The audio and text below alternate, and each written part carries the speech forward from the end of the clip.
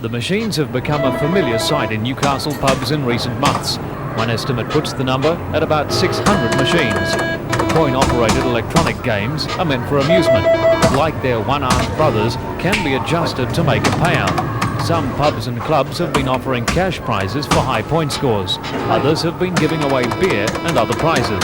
The gaming squad says that is when the machines stop being just for amusement and start to be a form of illegal gambling. 6 days ago, a 19-year-old Cookshill girl who was working at the bar at the Bellevue Tavern here in Hunter Street West was charged by the gaming squad with conducting an illegal game. Police allege she made a cash payout to a man who had won a set number of points on a draw poker machine. She'll appear in Newcastle Court on the 13th of February, and police see this as a test case in our area.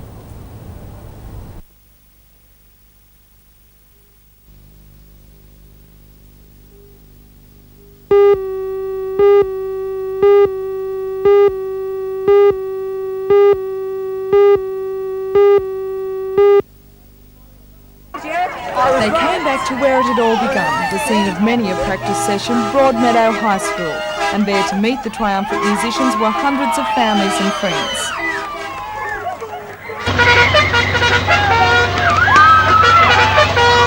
But as the koalas marched out of the bus, there were some weary faces, after what many described as the best 2 weeks of their lives. Oh, fantastic. This is great. It's incredible. They're really hospitable. Just can't describe it. What was the feeling you got when you were marching in the grand parade for the Rose Bowl? Tiring at first, but you sort of, after you plod along, it just comes automatic and you don't worry about it anymore. For others, the experience had left them a little speechless. What was the highlight of the trip for you? The parade. How did you feel when you were marching along in the parade? Tired at the end. Were you excited? Yeah.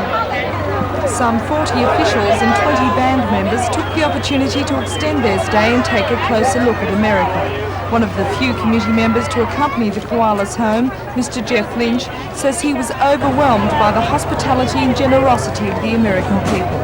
He says the tour was a resounding success.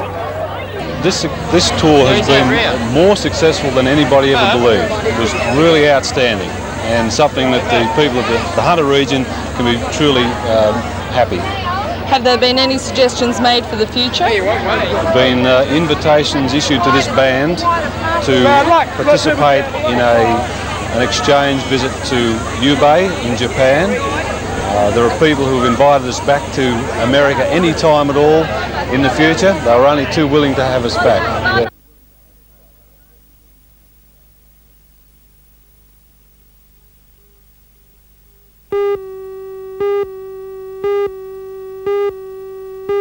Marching band because they were so well received last time. All but 20 of the koalas arrived back in Newcastle yesterday afternoon. They emerged from the bus at Broadmeadow a little tired, but keen to greet the hundreds of family and friends there to meet them. In the eyes of the band members, the American trip was an unqualified success. Many said they would have liked to stay longer, and all were impressed with the hospitality of their Arcadian hosts. Alderman Don Geddes, who represented the City Council on the trip, says Newcastle's sister city relationship with Arcadia has been significantly strengthened. What it's done is it's made the sister city relationship a relationship between young people. In the past it's been a relationship between aldermen and much older people. Now it's a relationship between young people, and the friendships that have been formed, particularly in this trip, are outstanding. So you think that relationship with Arcadia will continue? I'm certain it will. I know that a lot of the children over there went to a great effort to make the people of Newcastle welcome. I know on one occasion there was a Christmas presents put under a tree and were given to the child when she arrived from Australia. So that type of relationship is going to obviously strengthen the activities.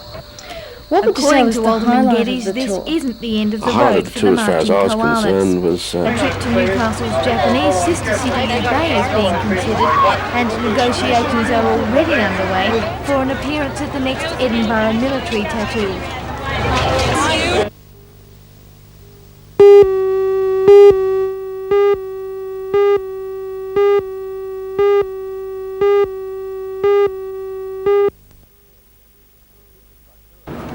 The superstructure of the 8-metre trawler was extensively damaged, but the craft is still afloat. It was docked on the Hunter River about 100 metres on the Newcastle side of the Hexham Bridge.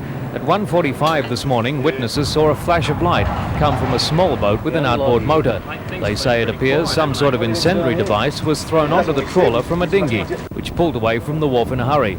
The boat's not been used in the past 12 months, and police are anxious to find the owner.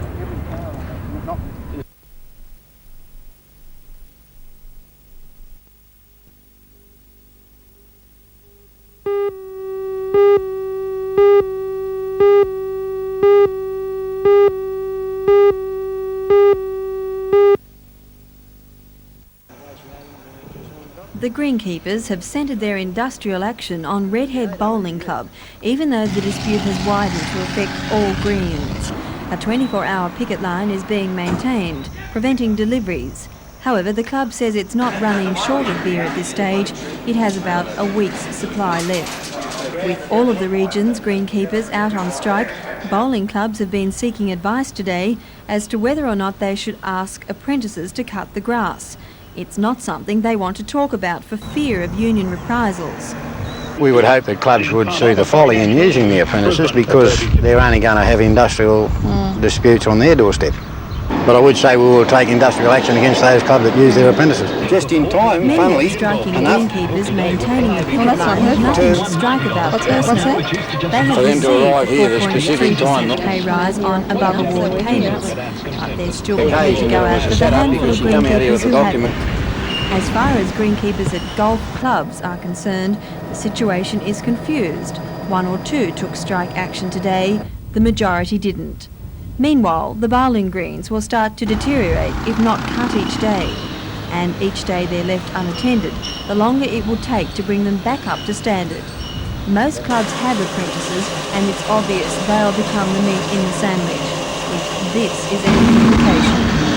Weekend bowls matches are in some doubt, including a number of charity events. The situation should become clearer after tomorrow's talks in the Industrial Commission.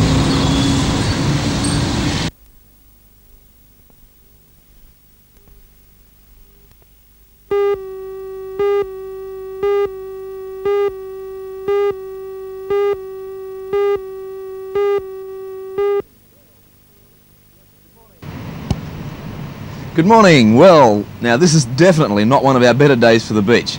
As I stand out here at the moment, it's pouring rain, I'm getting wet, and it doesn't look like being too good a day for the beach. As a matter of interest, the swells from the northeast, we have waves around 0.5 to 1 metre at most of the open beaches. For the board riders, I'm afraid it's not looking too good at all. The wind's very, very still at the moment, but have been on shore and will pick up from the northeast during the day. Conditions will be choppy and bumpy and just fairly messy generally. For the swimmers, all of our city beaches quite safe. A lot of weed at Nobby's and a lot of weed down here at Merriweather. And I don't think we've got to guess too hard just what the weatherman's got in store for us today. It's showers and local thunderstorms. Otherwise a warm and humid day with northeast winds at 20 to 40 kilometres per hour on the coast. Slight to moderate seas on a low swell. Newcastle expecting a top of 26 degrees, only 25 for Scone. As far as the tides are concerned, low tide coming up at 7 minutes past 11, 0.6 of a metre. The following high tide at 4:50 this afternoon, 1.2 metres. The outlook for Saturday, occasional rain. And that's the story. I'm afraid it's just a wet day coming up. Plenty of cloud around, looks like it's going to rain for at least most of the morning. And looks like it's going to spread into the weekend, but then we've come to expect those sort of things. Around the beaches, safe conditions for the swimmers, weed at Nobby's and here at Merriweather, and for the board riders, small waves around 0.5 to 1 metre, and it's still raining out here. Goodbye.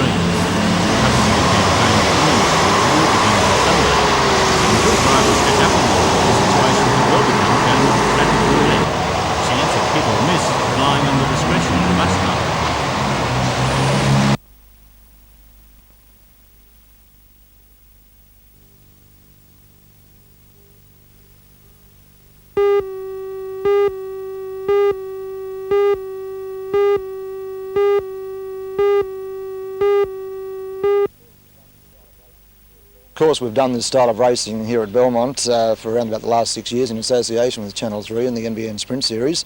This weekend, we've brought together the best boats from throughout Australia, so we go one step higher. It's going to be all new to the visiting skippers. How will they handle it? Well, it's something different to most of them. Some of them have been trialling on their own courses and lakes and rivers and so on, sprint racing against other boats, but of course it's only their own boats. This time they're up against the very, very best which Australia can provide. It's something new to them, but a lot of them, they say, well, OK, we'll handle it. OK, Burwood Calendars, Dennis Tanko from the St George Club. Is he just coming to get the money? He's won everything in sight this year. He's had a very, very good year. He's, as you say, he's won the Australian Championship, the State Championship, the Zone Championship in Sydney. But of course, he's new to this style of racing. Belmont's own John Millwood, who sails Schweppes, he won the last NBN Sprint Series. John will be very, very hard to beat. Of course, other local boats such as Lake Ford, Monty and Newcastle, they'll certainly make it hard for Dennis Tanko in Burwood Calendars, but he must certainly be one of the boats to beat. How many boats altogether? 24 Lee. They come from as far afield as Cairns in the north. We've got a boat from Cairns, the North Queensland champion. Sea Eagle over to the west, Western Australian champion, a boat called Century Batteries, plus the Victorian champion, and of course boats from throughout New South Wales, all the 16-foot sailing clubs throughout New South Wales.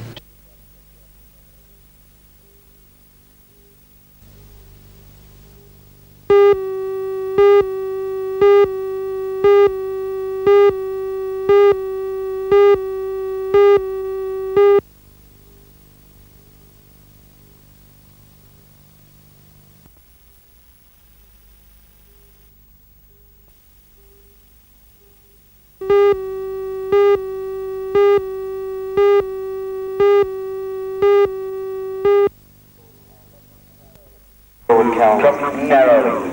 Buckle Pereira having to take, just didn't lay the mark. He's still going to get round in front of Peregrine, and now it's all up to Phil Barber. Bring Buckle Pereira. There's the head, I think. There it goes. Not as nice as the other one, but it's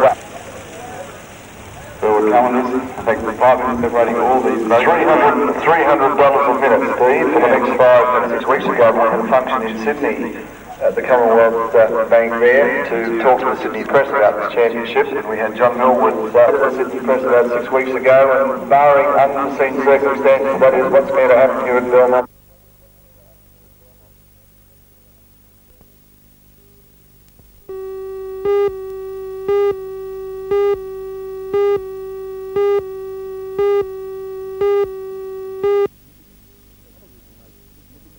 Probably the most significant one at the present time is that of the extension of the Barrington Tops National Park. But there is increasing attention being devoted towards the location of the National Highway route, and there is of course grave continual concern about the development of our power stations and coal mines. These are a continuing problem. What issues do you plan to make a stand on in 1984? Like last year, the principal effort will probably be that of rainforest defence in the Barrington area, but a very early priority of our particular branch is that of sewerage disposal, and we'll be providing as much education as we can to encourage people to appreciate the value of recycling of water and the protection of our beaches.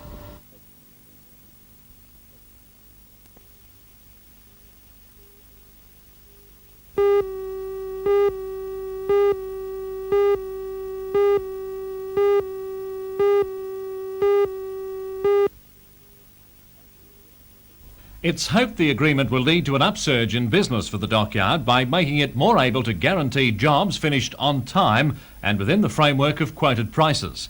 Costs should be cut back by the inclusion of clauses covering flexibility of trades functions and the ability to include outside contractors.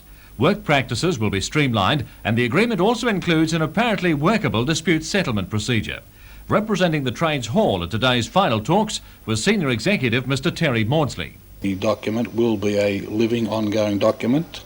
It will serve the best interest of the employees of the dockyard, and I believe serve the best interest of management also. How hopeful are you, of course, that the dockyard can go on to get the big contracts it needs to be viable? Just the agreement itself doesn't make it viable, it must get the work. True, We're confident that with the stability and the agreements that have been reached within the framework of the agreement, flexibility of work, the use of subcontracting and many other aspects of the agreement will in fact enhance the dockyard's position in its tendering. And that being the case, we believe that they have a very good and excellent chance of winning the contract for the submarine replacement program. And certainly in the ship repair industry, we hope that there'll be an attraction from shipping companies towards using the facilities in Newcastle.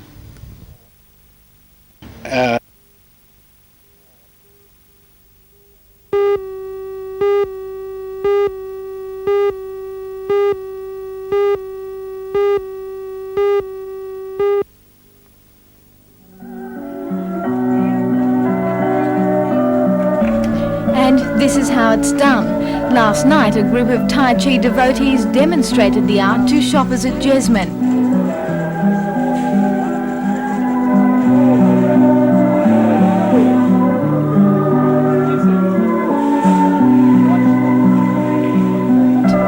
Tai Chi was developed for the Chinese emperors hundreds of years ago.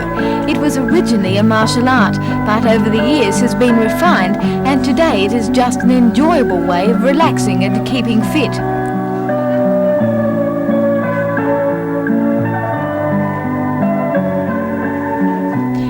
Often referred to as meditation in motion, Tai Chi involves the mind as well as the body. The Chinese know it simply as the art of life. If you go to China, you'll see outside the street, in the streets, the parks, the factories, everyone doing Tai Chi. They don't learn it over there, they just do it. What are the main benefits of Tai Chi?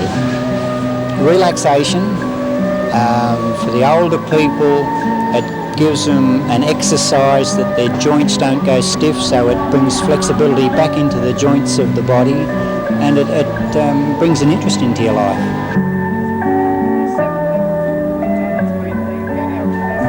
The Australian Academy of Tai Chi runs classes in most Newcastle suburbs. A standard course takes 10 weeks to complete, and according to the devotees, nobody is too young or too old to learn.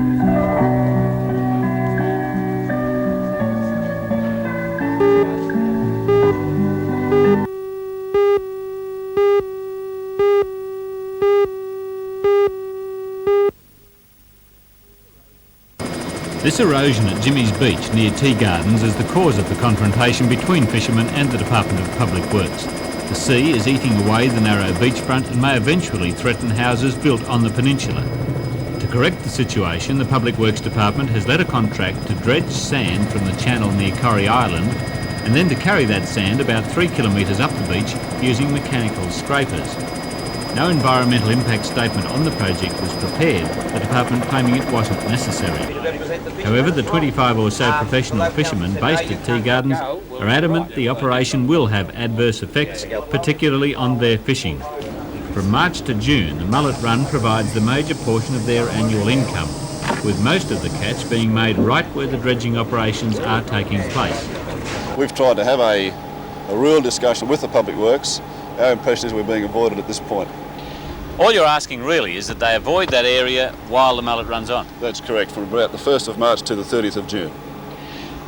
If they would do that, would you be quite happy with the work, the way it's going ahead? No problems whatsoever. No problems. The Acting District Engineer of the Public Works Department, Mr Alan Brazier, did agree to talk to me about the issue, but would not appear on camera.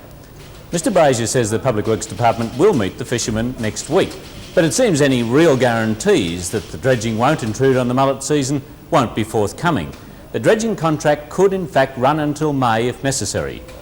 Mr Brazier dismissed the fishermen's concerns as more nervousness than anything else, claiming the same spot had been dredged during the mullet season previously. However, this appears to be untrue. Fishermen who've worked the area for 30 years say the only dredging which took place was further up the river, where they say fishing would not be affected as it will be at Corrie Island. If it comes to the 1st of March and the dredge is still there, what happens then? Well, this co-op and these fishermen over here behind us will lose about $250,000.